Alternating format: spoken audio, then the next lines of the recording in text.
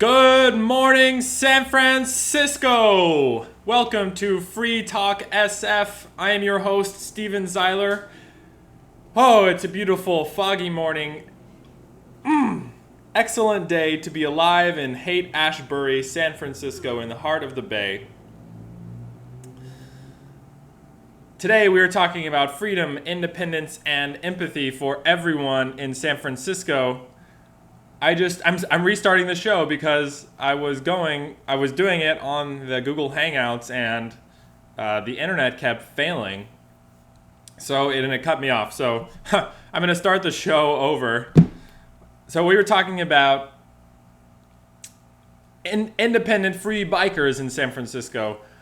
Over the past few weeks, the San Francisco Police Department decided to begin enforcing very strictly a lot of traffic citations for bicyclists who were not stopping at stop signs when there were no cars around.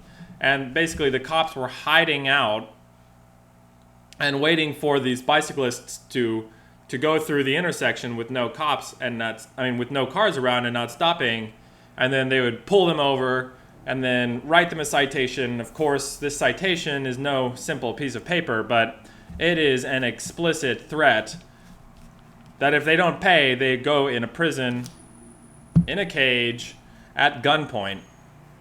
And these bikers, a bunch of bikers in San Francisco had enough.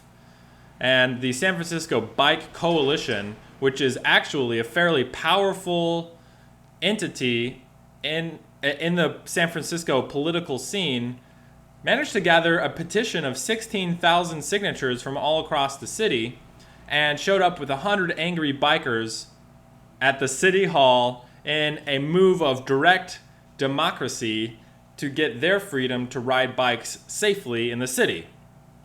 And so, the police department backed off and they said they are no longer going to be pursuing this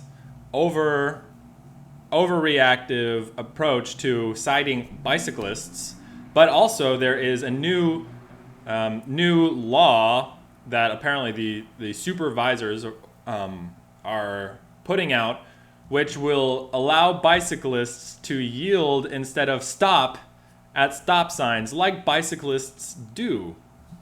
That's the safest, fastest way for bikes to get by. And we want to really empathize with people both with people who drive cars and empathize with people who ride bikes. Now, it doesn't mean, I don't even think we need to be using the same roads necessarily. A lot of people are coming from the west side of town to the east side of town, and I would love to see some private roads that were catered specifically for different types of users of the roads. So let's get a bunch of bikers to buy up one of these main thoroughfares and turn it into a bike-only haven where all the roads are perfect for bikes. Maybe they're, you don't have to stop ever, and all cars that want to cross this road, they have to stop and yield to the bicyclists, but the bicyclists never have to yield. That would be awesome, and there's a lot of hills here, and we need to be able to maintain our momentum, keep our speed up. It's the safest way to travel on a bike. And for a lot of people looking for independent transportation solutions, a bicycle is key, especially for people can't afford Uber or can't afford cars or don't want to drive those because of their environmental impact. So this is really awesome that this bike coalition has really stood up to the cops and made them stop, and they're getting a law passed to give themselves more freedom. It's awesome. This is like direct democracy 101. And it's happening right here in San Francisco, California. I'm excited about that. So I posted a link to that on the show page for today. There's a link to the bikers, the end of the crackdown, as well as the new Yield Not Stop law, which is going into effect Very exciting. I love being here where people are passionate and they care.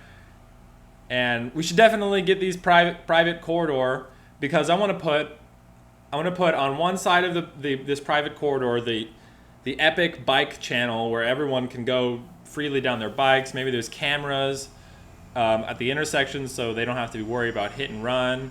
Maybe there's pumps and water stations. Who knows?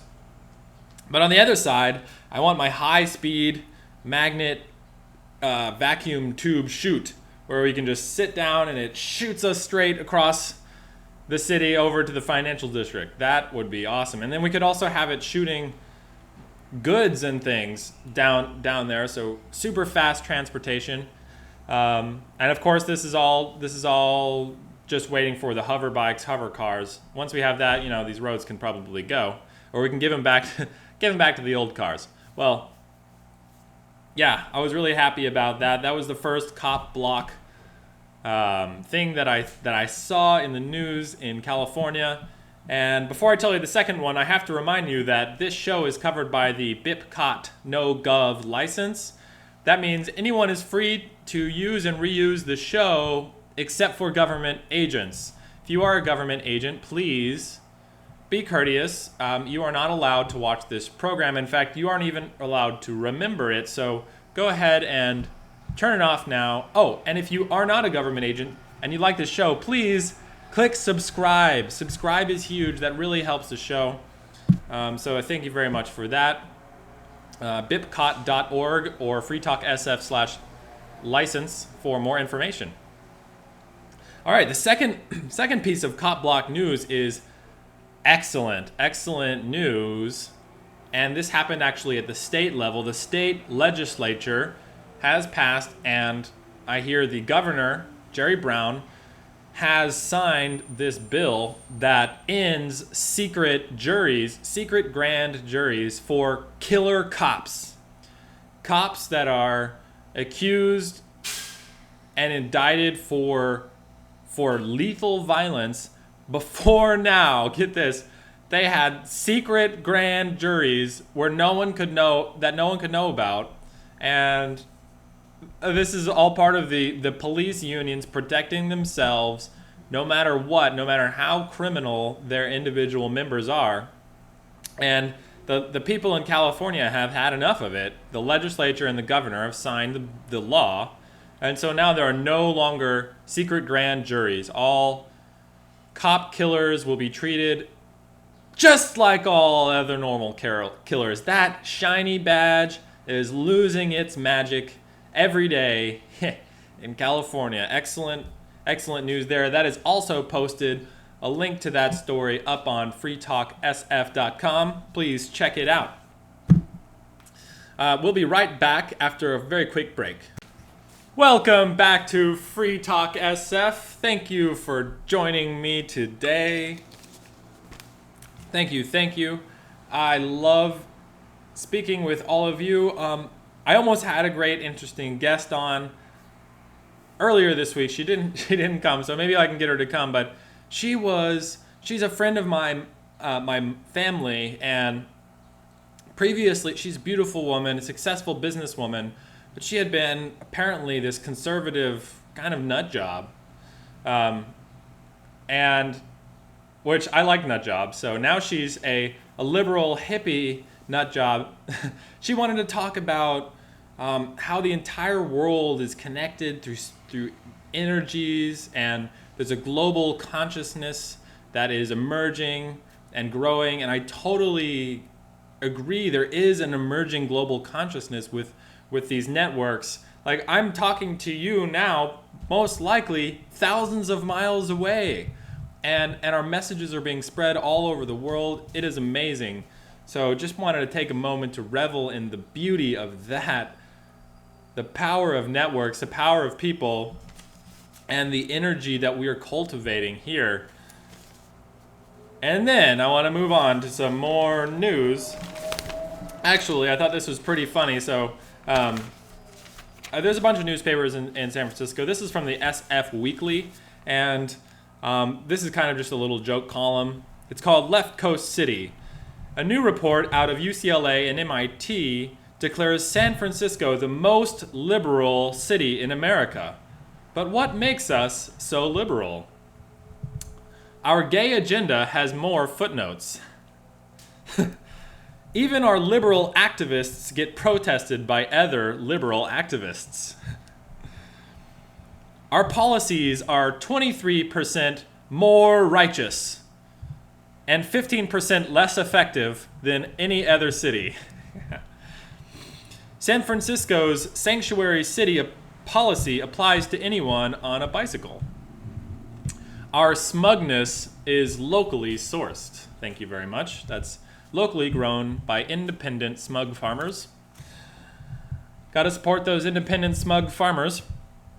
Our most conservative member of the Board of Supervisors is a gay man who tells off Fox News.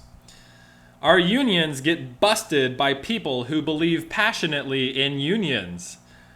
And this one's too true, technology destroys our social fabric before everyone else's.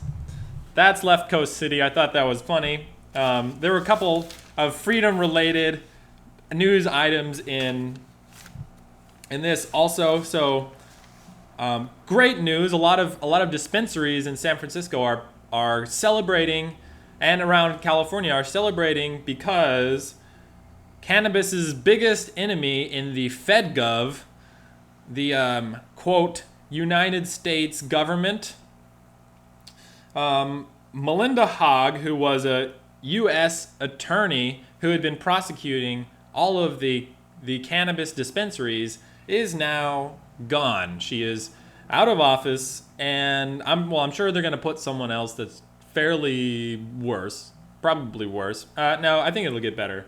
But this woman is just a total witch, and she had sent threatening letters, threatening with guns and cages to lock up peaceful plant growers and sellers in the city. It actually caused about a dozen dispensaries in San Francisco to shut down. So this witch is now gone. So ding dong. Good news. I hope that, we're going to keep winning. That's great.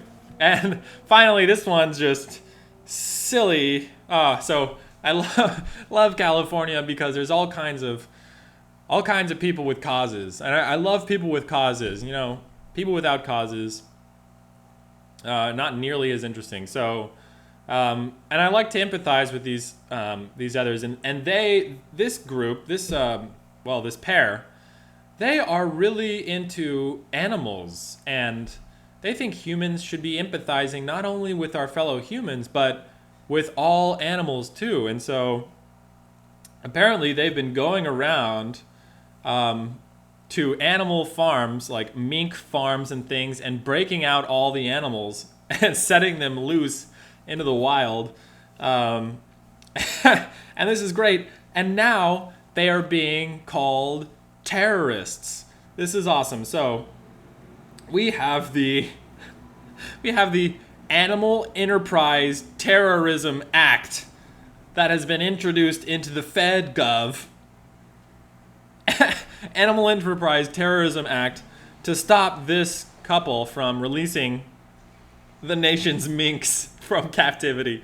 Oh man, that's great. So, and they say they're against animal enslavement. And you know, when we put it that way, yeah, I can really see that we don't want to enslave animals. Like, a lot of people are on board with not enslaving dogs and cats, and what makes them different from other types of animals too. And to enslave these animals, now of course the businesses will say, well, they created these animals, they made them, they raised them up, and yeah, now they have the right to eat their faces and make nice coats out of them. But you got others saying, no, we should ethically treat all animals the same and equal. So that was fun. Yeah, I just like that. And it's a silly picture. So I feel for those people. Their heart is in the right place. Well, Thank you for tuning in today. I had a lot of fun, and hopefully you had a good time too. Remember, of course, as always, live free. Freedom is amazingly satisfying. Build independence in your own life and help other people around you be independent, be that mentally, financially, materially, all kinds of ways to be independent. Get some books. Empathize with the people around you, even if they're a little crazy or if they're animal enterprise terrorists. And as always, dance like no one's watching. And encrypt like everyone's watching. Because they're watching. Thank you. I'm Steven Zeiler with freetalksf.com. If you enjoy this show, please share it on your social media. Please share it on social media and click the subscribe button and the like button on YouTube. Subscribing helps the show a lot. I love you. Have a wonderful day.